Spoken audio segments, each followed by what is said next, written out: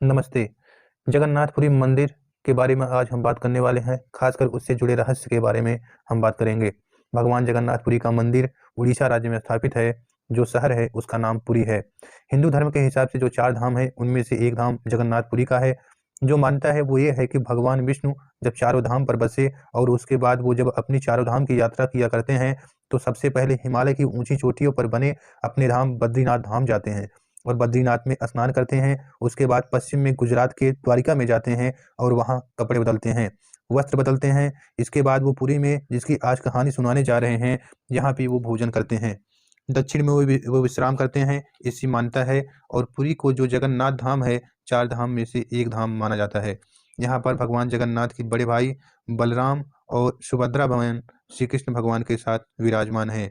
सुभद्रा, श्री कृष्ण भगवान और बलभद्र भैया की जो मूर्तियाँ हैं, ये काठ की मूर्तियाँ हैं। पुरी का अपने आप में एक इतिहास है। जो प्राचीन हिंदुओं की 7 पवित्र नगरी मानी जाती है, उनमें से एक पुरी का नाम आता है और ये उड़ीसा में ही है। और उड़ीसा की जो राजधानी है भुवनेश्वर, उससे कुछ ज़्यादा दूर नहीं है, नज़दीक में ही पड़ता है। पुरी एक समुद्र के किनारे बसा खूबसूरत शहर है। पुराने ज़माने में उड़ीसा का जो नाम हुआ करता था, वह उत्कल नाम था। उस ज़माने में उत्कल प्रदेश में इसकी खास अहमियत थी, बिज़नेस के हिसाब से, क्योंकि यहाँ जो बंदरगाह था, समुद्री बंदरगाह पूरी समुद्र के किनारे है। तो यहाँ से बाकायदा सुमात्रा, इंडोनेशिया, थाईलैंड और बाकी देशों में इस बंदरगाह के रास्ते व्यापार हुआ करता था। तो एक बिज़नेस के हिसाब से ये पॉइंट ऑफ व्यू है कि अपने आप में एक ख़ास अहमियत रखता है। इसके अलावा इसके नाम के अलग-अलग और भी रहे हैं। इसे कभी शीर्ष क्षेत्र, कभी श्री पुरुषोत्तम क्षेत्र और कभी शाक क्षेत्र से नाम जाना गया। नीलांचल, नीलगिरी और फिर इसके बाद जगन्नाथपुरी नाम से जाना गया। यहाँ पर हर साल जगन्नाथ रथ यात्रा निकलती है जुलाई और अगस्त के महीने में। हम सब जानते हैं और इसमें लाखों भक्त शामिल होते हैं। यहीं कि नहीं, यह एक उत्सव जैसा रहता है और देश-विदेश के भक्त इसमें शामिल होते हैं।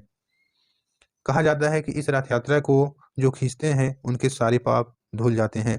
इस मंदिर की खास बात यह है कि यहाँ पे कोई जो मूर्तियाँ रखी हुई हैं, वो काठ की हैं और ये श्री कृष्ण की मूर्तियाँ हैं और इनको लेकर बहुत रहस्य है। एक मान्यता ये है कि जब कृष्ण भगवान ने अपना शरीर त्याग किया था, तो उनका अंतिम संस्कार किया गया था, तो उनके बाकी शरीर तो पंचतत्व में मिल गया, लेकिन उनका हृदय सामान्य हृदय की तरह धड़क रहा था और एक जिंदा आदमी की तरह धड़क रहा था। दिल बिल्कुल सुरक्षित था और यहाँ काठ की मूर्तियों के अंदर उस दिल को रखा गया। ऐसी मान्यता है यहाँ के लोगों की और ऐसी जानकारी मिलती है। हर 12 साल में नई मूर्तियाँ चेंज की जाती हैं और इसमें 2 चीज़ें आम हैं। जब ये मूर्तियाँ चेंज होती हैं, तो इसमें पूरे शहर की बिजली काट दी जाती है और मंदिर बिल्कुल अंधेरे में हो जाता है और पूरा शहर अंधेरे में हो जाता है। उस समय इस मंदिर की सुरक्षा सीआरपीएफ के हाथे में होती है और इस मंदिर में पुजारी के अलावा और कोई नहीं जा सकता और पुजारी भी हाथों में दस्ताना लिए और आँखों पर पट्टी बाँध के उनको मंदिर के अंदर भेजा जाता है। उसके बाद वो पुजारी मूर्ति बदलते हैं और इसमें एक चीज़ बहुत सामान्य है, जो कुछ पुरानी मूर्तियों में से निकाल कर नई मूर्तियों में रखी जाती है। इस चीज़ को ब्रह्म पदार्थ के नाम से भक्त लोग जानते हैं।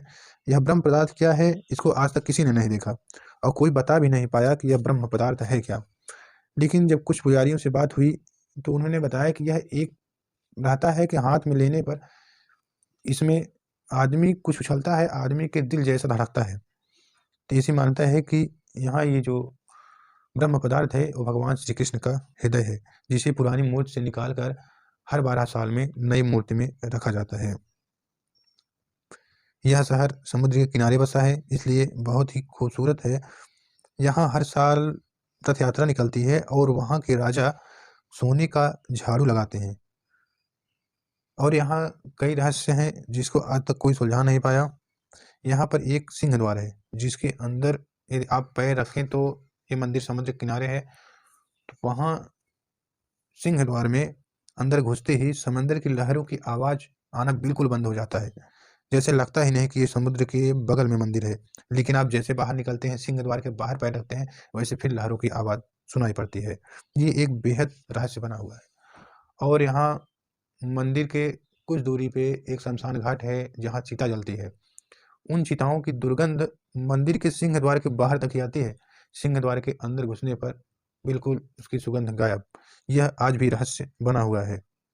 जगन्नाथपुरी के मंदिर से जुड़े कई रहस्य हैं। इसमें एक रहस्य यह भी है कि चिड़िया कोई भी चिड़िया आज तक इस मंदिर के ऊपर उड़ती हुई नहीं दिखाई दी, ना ही कभी मंदिर के गुंबज या उसके आसपास बैठी है, जिसके कारण यह रहस्य बहुत ज़्यादा है और इसलिए यहाँ हेलीकॉप्टर या चॉपर इनको मंदिर के ऊपर से उड़ने की अनुमति नहीं है। और भी रहस्य हैं, ये मंदिर बहुत बड़े एरिया में है। मुख्य शिखर बहुत ऊंचा है, जिसकी लंबाई लगभग 214 फीट है और ये लगभग 4 लाख वर्ग फुट एरिया में ये मंदिर फैला हुआ है। लेकिन उस मंदिर की गुंबज की परछाई कभी नहीं बनती। सूर्य कितना भी चक्कर लगा ले कहीं भी हो, लेकिन मंदिर की परछाई आज तक नहीं बनी, जो एक रहस्य बना हुआ है। मंदिर के ऊपर जो झंडा लगा है उसको रोज बदलने का नियम है। हर दिन शाम को मंदिर का झंडा बदला जाता है। ऐसी मान्यता है कि यदि किसी भी दिन मंदिर का झंडा नहीं बदला गया तो वो मंदिर 18 साल के लिए बंद हो जाएगा। और इस मंदिर के शिखर के ऊपर एक सुदर्शन चक्र बना हुआ है, जिसका पूरे पुरी में किसी भी क्षेत्र से देखो तो जैसे लगता है कि वो आपकी तरफ ही देख रहा है। ये एक बहुत रहस्य है जिसको हर कोई जाता है वहाँ देखता है। और भी सुदर्शन चक्र बने हुए हैं मंदिर के आसपास या फिर पुरी में, लेकिन उन सब का ऐसा नहीं है। उन सब जिस ओर मुख है उसी ओर रहता है, लेकिन इसका मुख जिस तरफ से आप देखेंगे उसी तरफ से, जैसे सामने की तरफ आपको देखता हुआ दिखाई पड़ेगा। पुरी में ये भी मानता है कि इस मंदिर की रसोइयाँ सबसे बड़ी रसोई है, दुनिया की रसोइयों में सबसे बड़ी रसोइयों में एक है और इसमें लगभग 500 रसोइये अपने 300 असिस्टेंट हेल्पर के साथ में काम करते हैं। और यह भी रहस्य है कि यहाँ प्रसाद कभी खत्म ही नहीं हुआ, कभी कम ही नहीं पड़ा। लेकिन जब मंदिर के गेट बंद होने की समय आता है तो मंदिर अपने तो प्रसाद अपने आप खत्म हो जाता है। यहाँ का प्रसाद कभी व्यर्थ और बर्बाद नहीं गया। और यह भी रहस्य है कि ये प्रसाद लकड़ी के चूल्हे पे बनता है और इसमें 7 बर्तन रखे जाते हैं।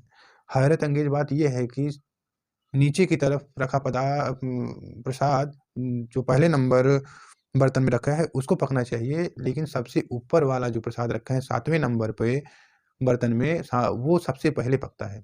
यह भी रहस्य बना हुआ है, क्योंकि चूल्हा नीचे है तो नीचे सबसे पहले प्रसाद बनना चाहिए, लेकिन सबसे ऊपर वाला प्रसाद बनता है। यह भी एक रहस्य बना हुआ है। इस मंदिर का सबसे अद्भुत रहस्य यह है कि इस मंदिर पे शिखर पर लगा झंडा हमेशा हवा के विपरीत दिशा में बहता है, जबकि अन्य मंदिरों पर लगा झंडा हवा की दिशा के तरफ ही बहता है। हवा जिस दिशा में चल रही है उसी दिशा में बहता है, लेकिन यहाँ का झंडा हवा के हमेशा विपरीत दिशा में बहता है। ये अद्भुत रहस्य है। यही सब जिज्ञासापूर्ण लेके वहाँ आदमी दर्शन करने जाता है और अपनी आंखों से देखता है, जिस सवाल का जवाब आज तक नहीं मिल पाया। ये सब थे कुछ रहस्य जो जगन्नाथपुरी मंदिर के थे, जो हम आपके साथ साझा कर रहे थे। अगर आपको अच्छा लगा हो तो चैनल को लाइक करके सब्सक्राइब कर दें। धन्यवाद।